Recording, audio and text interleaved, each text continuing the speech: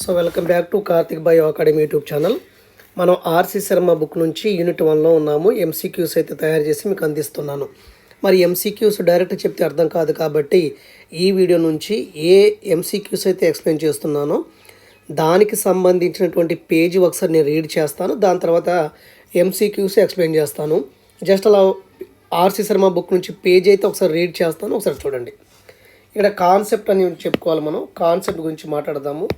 ఈ కాన్సెప్ట్లో మనకి ఫస్ట్ వన్ కాన్సెప్ట్స్ అంటే ఏంటంటే a concept is a generalized idea suggested to the individual by object, symbol or situation. It is not synonymous for principle. It is rather an understanding of almost indefinable something. We all know what a dog is like, but not all of us have the same mental picture of the dog. For example, the concept of dog to a 3 years old child is different from a 10 years or 12 years old child. అంటే కుక్క విషయంలో మనకి 3 years bye ఒకలా ఆలోచిస్తాడు, 12 years child ఒక ఆలోచిస్తాడు. ఇక్కడ concept అనేది దేనికి సంబంధించిందంటే అది ఆబ్జెక్ట్గానే ఉండొచ్చు, సింబల్గానే ఉండొచ్చు, సిచ్యువేషన్ పరంగా ఉండొచ్చు. కాన్సెప్ట్ అంటే ఏంటి? భావనలే కదా. మన మనసులో ఏర్పడేటువంటి చిత్రాల్ని మనం భావన అని చెప్పడం జరుగుతుంది. కాబట్టి నేను మొత్తానికి ఎక్స్ప్లెయిన్ చేయట్లేదు, పేజ్ రీడ్ చేస్తున్నాను, చూడండి. So the concept about different objectives and phenomena are different for different people according to their age and experience. అంటే భావనలు అనేవి ఒక వ్యక్తికి మరో వ్యక్తి డిఫరెంట్గా ఉంటాయి. అది ఎలా ఉంటుందంటే మామూలుగా ఏజ్కిను అనుభవానికి సంబంధించి ఉంటుంది, ఒక్కొక్క వ్యక్తికి డిఫరెంట్గా ఉంటుంది. సో కాన్సెప్ట్ అనేది భావన అనేది మన మనసులో ఏర్పడేటువంటి ఒక మెంటల్ పిక్చర్ అని చెప్పొచ్చు. అంటే కొన్ని యథార్థాల ఆధారంగా మనం కొన్ని విషయాలపై ఒక అభిప్రాయాన్ని ఏర్పాటు చేసుకుంటాము, వాటిని భావన అంటాము. ఇది ఒక్కొక్క వ్యక్తుల్లో ఒకలా ఉంటుంది. ఒక 3 years అబ్బాయిను 12 years అబ్బాయి ఈ డాగ్ విషయంలో ఆలోచించే విధానం వేరు అని ఇక్కడ చెప్తున్నాడు. కాన్సెప్ట్కి ఆర్సి శర్మ బుక్లో కొన్ని ఎగ్జాంపుల్ ఇచ్చారు, చూడండి. Development is the product of heredity and environment. The mass of body is equal to the product of its density and value. All living things are composed of the cell. Metals are good conductor of heat and electricity. All living things show the characteristics of life. All gases are made up of molecule moving randomly in all direction. ఈ example ఇచ్చి అదేంటని అడిగితే మీరు concept అని పెట్టండి. తర్వాత మనకి చూడండి ఒకసారి ఇక్కడ జనరలైజేషన్, సాధారణీకరణాలు ఇచ్చాడు. ఆల్రెడీ మీకు తెలుసు కదా, సాధారణీకరణాలు అంటే పరస్పర సంబంధం కలిగినటువంటి యథార్థాలతో ఉన్నటువంటి సామాన్య లక్షణాన్ని తెలియచేయటాన్ని జనరలైజేషన్ అంటాము. సో అది మీకు తెలుసు కాబట్టి నేను ఇక్కడ ఎక్స్ప్లెయిన్ చేయట్లేదు. Just R C Sharma book page చూపించి దీని బేస్ పరంగా ఉండేటువంటి ఎంసీక్యూస్ నేను మీకు తెలియజేస్తాను. Generalizations are very helpful in deriving useful conclusions regarding the scientific fact. శాస్త్రీయ సత్యాల్ని కన్క్లూడ్ చేసేవే జనరలైజేషన్ అవుతాయి. యాక్చువల్లీ ద ఫ్యాక్ట్, చూడండి, ఫ్యాక్ట్ ఒకటి, కాన్సెప్ట్ అండ్ జనరలైజేషన్, మూడు కూడా fact, concept and generalization are inter related. ఈ మూడు కూడా ఇంటర్ రిలేటెడ్ ఉంటాయి. ఫ్యాక్ట్ ఒకటి అంటే యథార్థాలు, కాన్సెప్ట్ అంటే భావనలు, జనరలైజేషన్ అంటే సాధారణీకరణాలు. సో మనకి చాలా ఇంపార్టెంట్ ఫ్యాక్ట్, కాన్సెప్ట్, జనరలైజేషన్ ఈ మూడు కూడా inter related and inter dependent, ఒకదాని మీద ఒకటి డిపెండ్ అవుతాయి. ఇక్కడ చూడండి, ఫ్యాక్ట్ అనేవి దేన్ని ఇస్తాయి అంటే fact give rise to concept. And when the fact and concepts are properly classified on the basis of various scientific processes. అంటే చూడండి, ఫ్యాక్ట్ నుంచి మనకి కాన్సెప్ట్లు వస్తాయి, కాన్సెప్ట్ నుంచి జనరలైజేషన్ వస్తుంది. Okay, they give rise to generalization. ఇక్కడ చాలా ఇంపార్టెంట్. ఫ్యాక్ట్ నుంచి ఫ్యాక్ట్ నుంచి కాన్సెప్ట్లు వస్తాయి, కాన్సెప్ట్ నుంచి జనరలైజేషన్ వస్తాయి. అంటే వాస్తవాల నుంచి భావనల నుంచి మనకి సాధారణీకరణలు వస్తాయి. It is not essential. ఈ పేజీ చాలా గుర్తుపెట్టుకోండి, ఎందుకంటే దీని మీద ఎంసీక్యూస్ తయారు చేస్తున్నాను కాబట్టి నేను ఎంసీక్యూస్ ఎక్స్ప్లెయిన్ చేసేటప్పుడు చాలా ఈజీగా అర్థమవుతుంది. It is not essential that only direct experiences should be used in making generalization. అంటే జనరలైజేషన్ ఫామ్ అయ్యేటప్పుడు డైరెక్ట్ ఎక్స్పీరియన్సే కాదు, many times our generalization are based on indirect experience also. అంటే ప్రత్యక్ష అనుభవాల ద్వారా కాదు, పరోక్ష అనుభవాల మీద కూడా మనకి జనరలైజేషన్ ఆధారపడి ఉంటుంది. సచ్ యాజ్ ఏంటంటే listening the same thing from a number of sources. However, in the field of sciences we usually take help of direct experiences in the form of self observation and experimentation for deriving valid generalization. ఒకసారి page చదువుతాను, దీని ప్రకారంగా మనకి తర్వాత I think MCQs వస్తే ఒకసారి చూడండి. So ఇక్కడ ఎగ్జాంపుల్ ఇచ్చాడు జనరలైజేషన్ ఆధారంగా, చూడండి చాలా ఇంపార్టెంట్ ఇది. Let us take the case of the generalization. చూడండి, all matters get expanded on heating. అంటే కొన్ని ఏ పదార్థాలను కూడా మనం వేడి చేసినప్పుడు వేగ వచ్చేస్తాయి.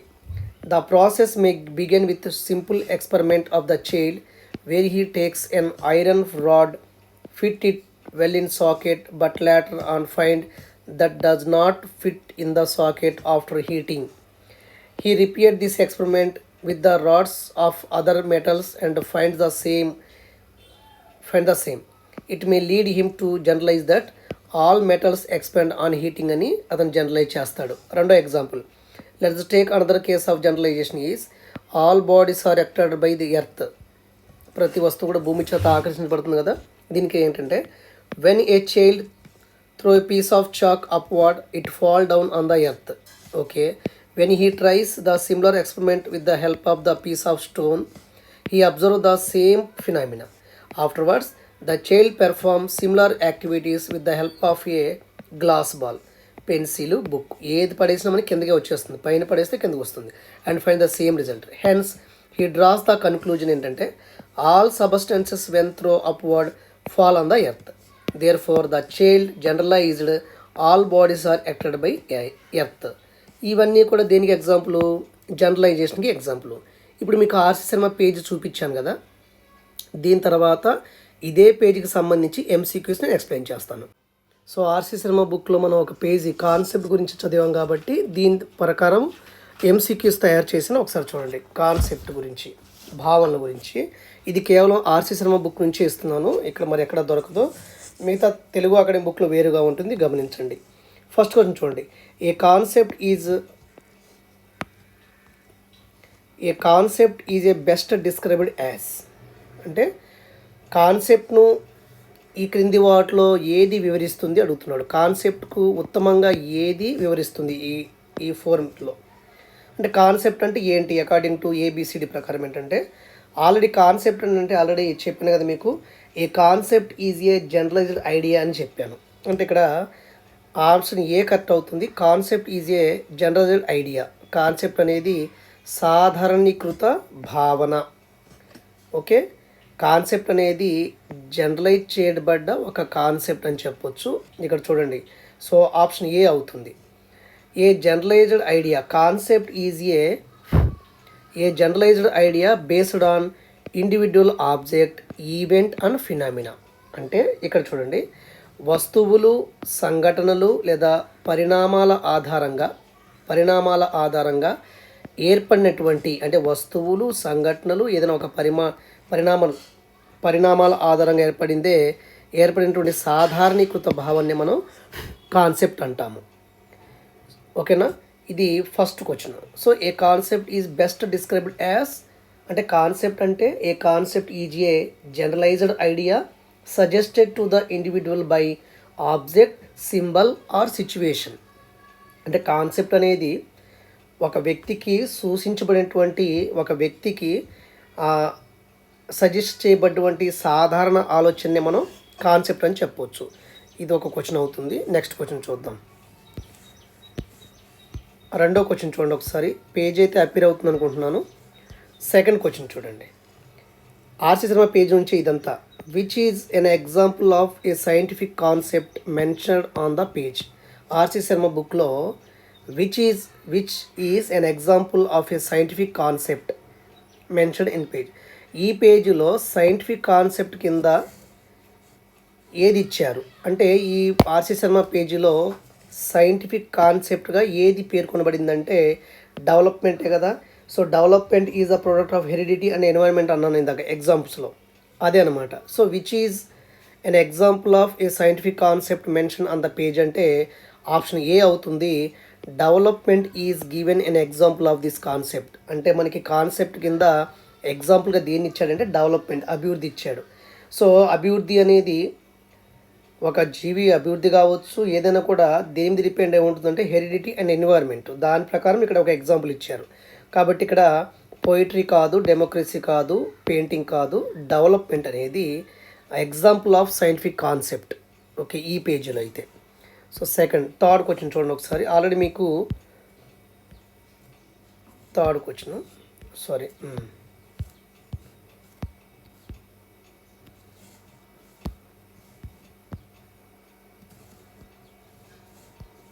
థర్డ్ క్వశ్చన్ చూడండి. డెవలప్మెంట్ అనేది అభివృద్ధి, ఒక ఎగ్జాంపుల్ ఇచ్చారు కాన్సెప్ట్ కింద.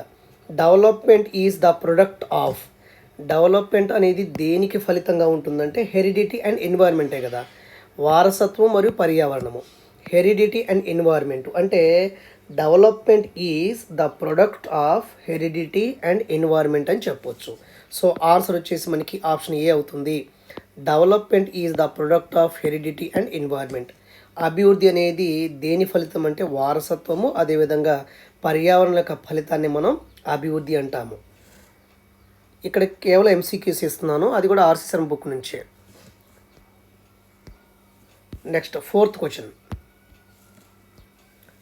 క్వశ్చన్. ఇది కూడా ఎగ్జాంపుల్ ఇచ్చాడు కదా, కాన్సెప్ట్ ఇందాక చదివినప్పుడు. The mass of body is equal to the product of its density and volume.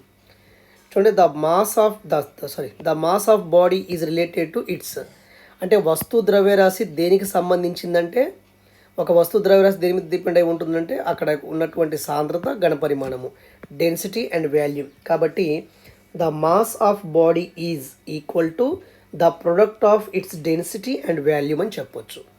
ఈ పేజ్లో మనకి the page given mass in relation to density and volume. ద్రవ్యరాశి, సాంద్రత, ఘనపరిమాణము అంటే వీటి మధ్య ఉన్న సంబంధం ఒక ఎగ్జాంపుల్గా ఇచ్చారు. కాబట్టి the mass of body is related to its density and volume అని చెప్పొచ్చు.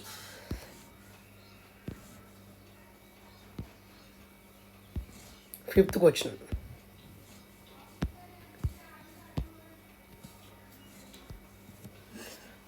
చూడండి.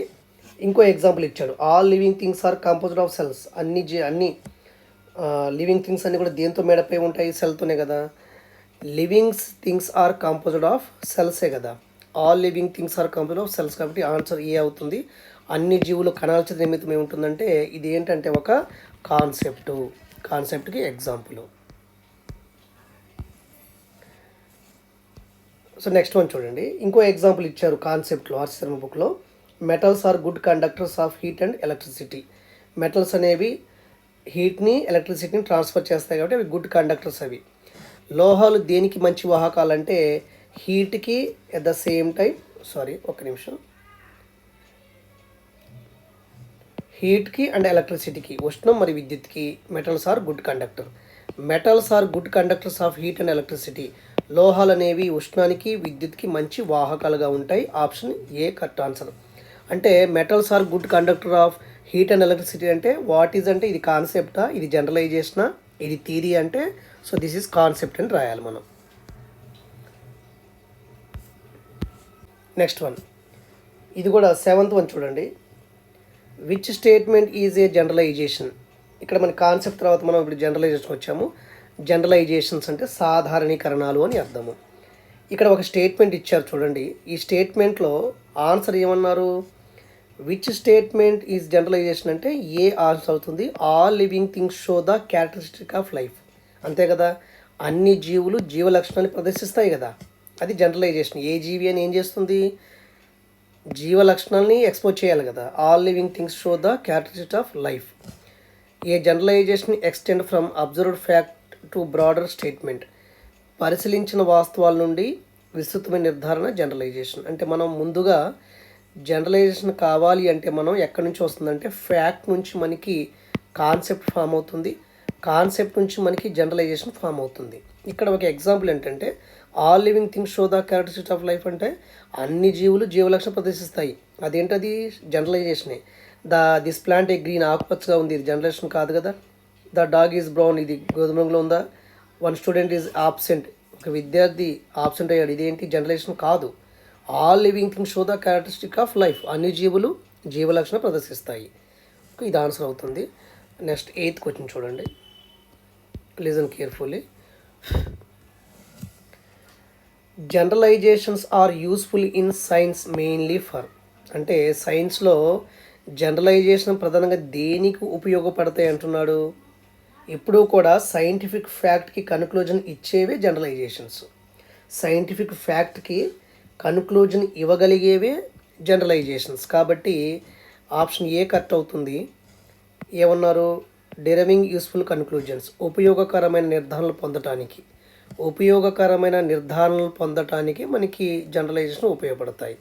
Generalisations help in deriving useful conclusions, ఉపయోగకరమైనటువంటి నిర్ధారణని, దీనికోసమే జనరలైజేషన్ మనకి యూస్ఫుల్ అవుతాయి. సైన్స్ ఫ్యాక్ట్స్ చాలా జాగ్రత్తగా గమనించండి. Scientific facts, concept and generalization are, ఇవన్నీ ఎలా ఉంటాయి, మూడు కూడా ఒకదాని మీద డిపెండ్ అవుతాయి కదా. Fact, concept, generalization. ఫ్యాక్ట్ నుంచి కాన్సెప్ట్, కాన్సెప్ట్ నుంచి జనరలైజేషన్ ఫామ్ అవుతాయి.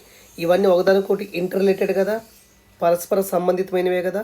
ఇందాక మీకు చదివినప్పుడు చెప్పాను ఆశ్చర్య బుక్ పేజీలో. ఫ్యాక్ట్ అనేవి దేనికి దారితీస్తాయి, ఫ్యాక్ట్ గివ్ రైస్ టు కాన్సెప్ట్సే కదా, concept give rise to generalization. కాబట్టి facts give rise to concept, అంటే ఫ్యాక్ట్ నుంచి మనకి కాన్సెప్ట్ అనేవి ఫామ్ అవుతాయి.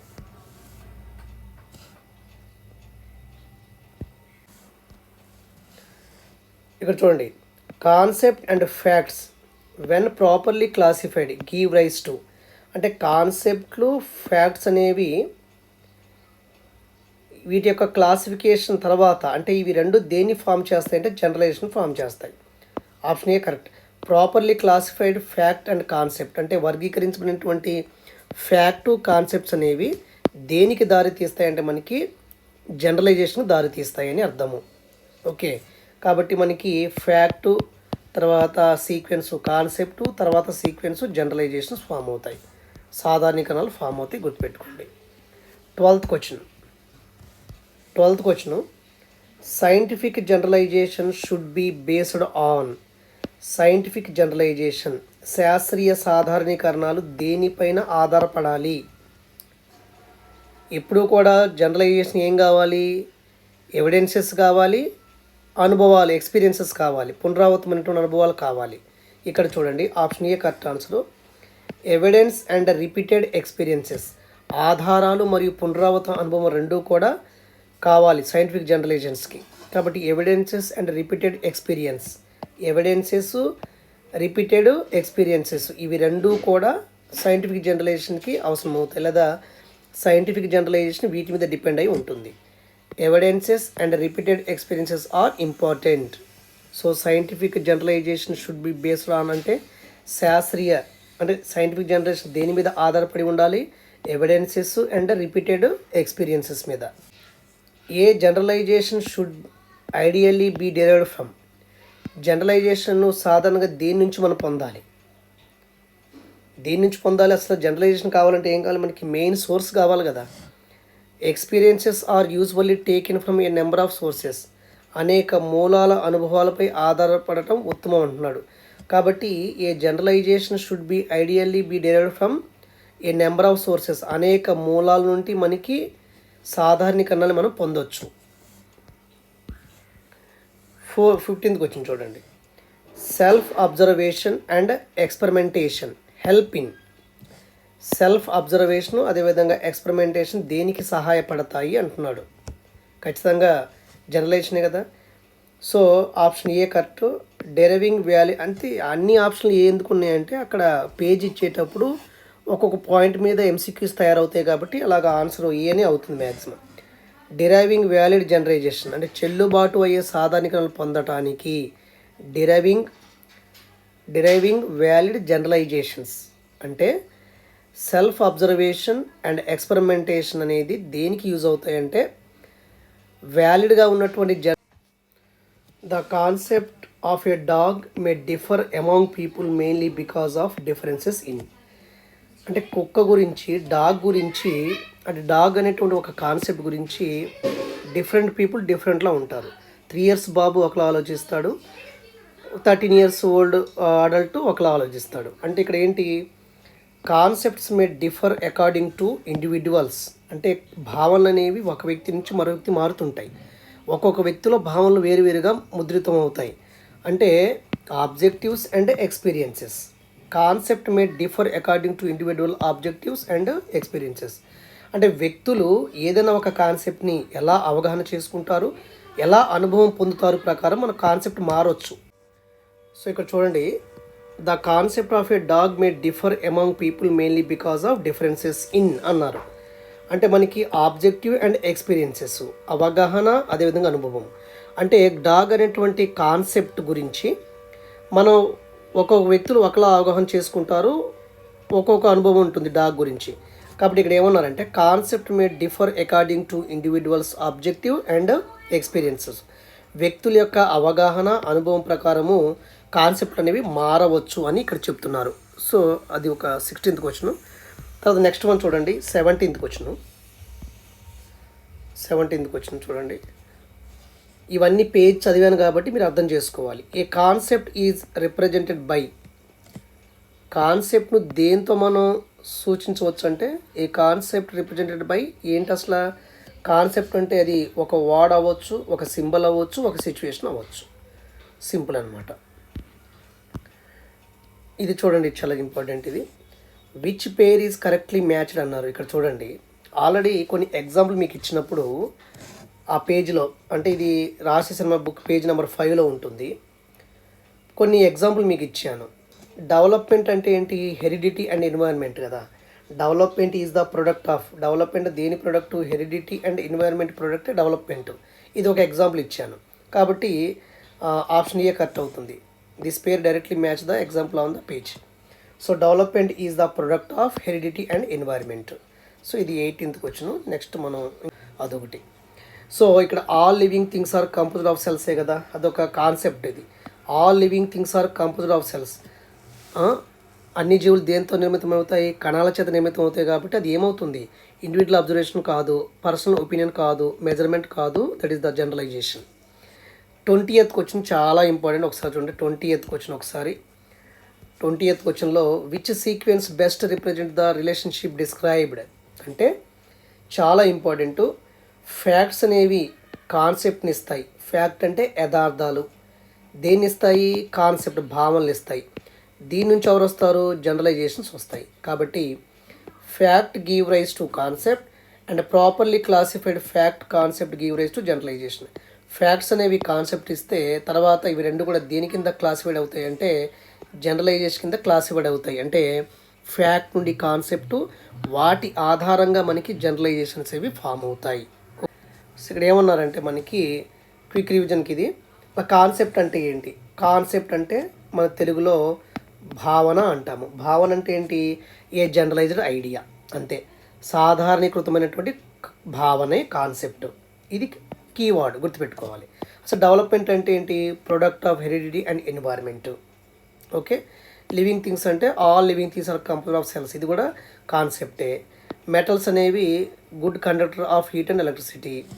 ఓకే, ఇది కూడా ఎగ్జాంపుల్ దానికి, కాన్సెప్ట్కి ఎగ్జాంపుల్.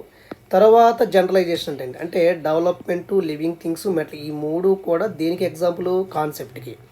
అసలు జనరలైజేషన్స్ అంటే ఏంటి?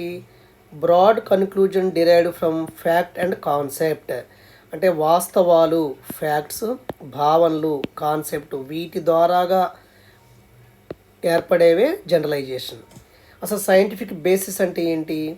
సైంటిఫిక్ బేసిస్ అంటే ఏదైనా విషయానికి ఎవిడెన్స్ ఉండాలి, రిపీటెడ్ ఎక్స్పీరియన్స్, పునరావృతమైనటువంటి అనుభవాలు ఉండాలి, రిలవెంట్ సోర్సెస్ ఉంటే అది సైంటిఫిక్ బేసిస్ అవుతుంది. సో ఈ ఫైనల్గా చెప్తాను చూడండి. ఫ్యాక్ట్ అనేది కాన్సెప్ట్ ఇస్తాయి. ఇక్కడ ఆపోజిట్లో ఇచ్చాడు, సారీ. ఎలాగైనా ఓకే. ఫ్యాక్ట్ అనేవి కాన్సెప్ట్ ఇస్తాయి, కాన్సెప్ట్ అనేవి జనరలైజేషన్ ఇస్తాయి. అర్థమవుతుందా? యథార్థాలు అనేవి భావనలు ఏర్పడతాయి, భావనలు అనేవి జనరలైజేషన్ ఫామ్ అవుతాయి. ఇది గుర్తుపెట్టుకోండి. సో ఫ్యాక్ట్ నుంచి కాన్సెప్టు, కాన్సెప్ట్ నుంచి జనరలైజేషన్, అంతే. ఇది ఈరోజు ఈ వీడియోలో కాన్సెప్ట్, భావనలు, అదేవిధంగా సాధారణీకరణాల గురించి ఆర్సి శర్మ బుక్లో పేజ్ నెంబర్ 5 మీకు చదివి వినిపించాను. ఎంసీక్యూస్ తయారు చేశాను. ఎగ్జామ్ టైం ఉంది కాబట్టి నోట్స్ ప్రిపేర్ చేసుకోండి. చాలా బాగా ఈజీగా అవుతుంది. ఇది పీజీటీ వారికి, టీజీటీ వారికి బాగా యూజ్ అవుతుంది. ఎస్ఏ బయాలజీ వారికి కూడా ఉపయోగపడుతుంది. కాబట్టి ఆర్సి శర్మ బుక్ నా దగ్గర అయితే అందుబాటులో ఒకటే ఉంది. నా దగ్గర పీడిఎఫ్ ఉంటే నేను కార్తిక్ బయో అకాడమీ యాప్ ఉంది గూగుల్ ప్లే స్టోర్లో, అది డౌన్లోడ్ చేసుకొని ఫ్రీ మెటీరియల్లో ఉంటుంది. ఒకసారి మీరు చూడండి, స్టడీ మెటీరియల్లో ఉంటుంది ఆప్షన్లో. అలాంటి వీడియో కూడా మీకు ఎలా అప్లోడ్ చేయాలి చేశాను, ఎలా ఓపెన్ చేసుకోవాలనే విషయాలు కూడా మీకు చెప్పడం జరుగుతుంది.